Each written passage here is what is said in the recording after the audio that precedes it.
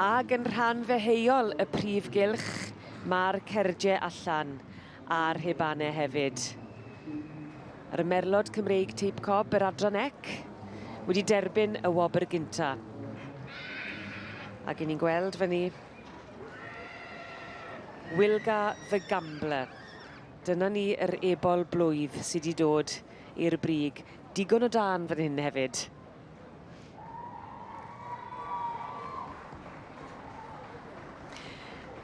Am olygfa fendigedig. Digon o dan fan hyn gyda genillydd yr ebolion blwydd o'd ar adran C. Wilga the Gambler o berchnogaeth Michael Lewis ac yn arwain hefyd. Llongyfarchiadau gwresog iddyn nhw wedi ddewis gan y beirniad Cheryl Firth.